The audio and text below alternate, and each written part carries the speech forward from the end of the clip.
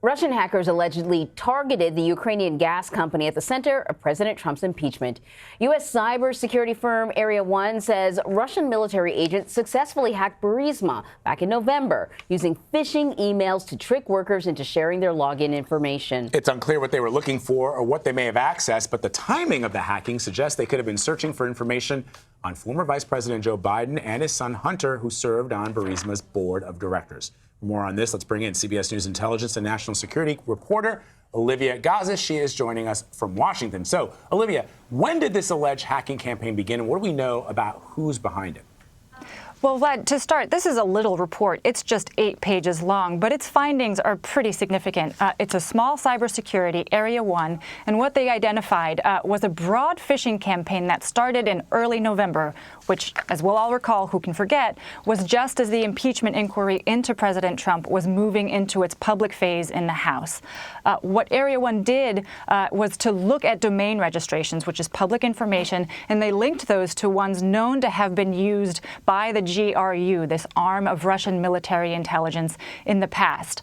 In fact, many of the tactics, techniques, and procedures, it says, were used by the GRU to fish for credentials here. So what they did was create a bunch of websites that were designed to look like legitimate subsidiaries of Burisma. They then sent emails to Burisma employees asking them to log in, and lo and behold, the company says somebody did, which is what allowed Russians to access the accounts of interest. As you said, what we don't know is what they were after, what, if anything, they took, whether they were even there in an effort to disrupt their systems, whether they were there to steal information, or whether they were there for any other reason. It's really hard to understand what the intentions of hackers is. But the timing of the attack strongly, circumstantially, but strongly suggests that it has to do with the political controversy here in the United States.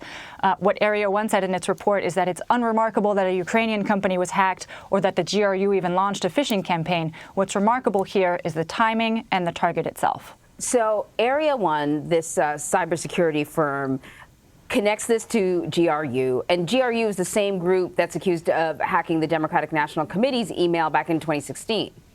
That's right. And that's what helped them sort of associate this with the GRU again, because in large part, it's the same MO. I spoke by phone last night with the CEO of Area 1, Orrin Falkowitz, and while he didn't offer any evidence beyond what was in their report, he said he was, quote, 100% certain that this was GRU. And the parallels are pretty obvious.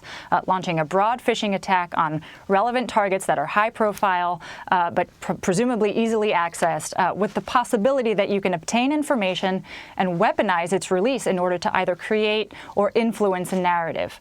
What Falkowitz also told me, he sort of made this observation that for all the warnings that U.S. officials have been issuing about the likelihood that Russia's attacks are going to become more sophisticated or harder to detect, this one was in fact very low tech. It was not at all a departure from the types of hacking campaigns the GRU has waged in the past.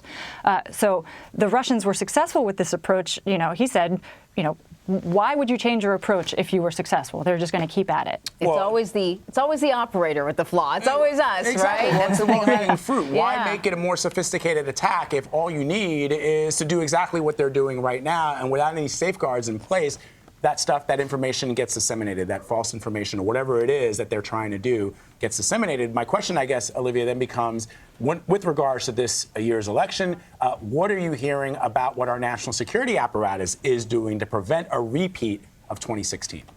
Yeah, Vlad, it's a really important question because I'd say that this is a worrisome harbinger of what's to come, for 3 main reasons. One, it shows you that, again, hacking is not that hard. They're low-tech attacks with an apparent high measure of success. I was just this morning talking to a senior intelligence official, and he compared this to me, as burglars just wandering around through a parking lot indiscriminately. They don't care what car they steal, but they're going to try all of the car door handles until they find one that's unlocked, and that's all they need. Two, I think you can take away from this, Russia is pretty much undeterred. It's been sanctioned. It's been indicted. Its elements of its apparatus have been taken offline by Cyber Command, and it is nonetheless still doing the very same things that it had been doing as far back as 2014. Again, it hasn't had to change its approach because its approach is still working. 3, I think that there are really unanswered questions about our sort of ecosystem here. What are people willing to do with information they know to be weaponized or is potentially weaponized? Are campaigns going to agree not to use information of unknown origin, even if it's advantageous to their campaign or damaging to an opponent's campaign? Are media organizations going to do the vetting that they need to do when, again, they get a dump of information that seems too good to be true? In a way, this report, it's, again, small, and it's just a sort of superficial, maybe, observation of this activity, but it is an early test to see how much resiliency we have developed since the 2016 election. Are we going to fall for the same tricks and tactics that the Russians know so well to use again? All right, Olivia, thank you. Thanks, Olivia. Thanks.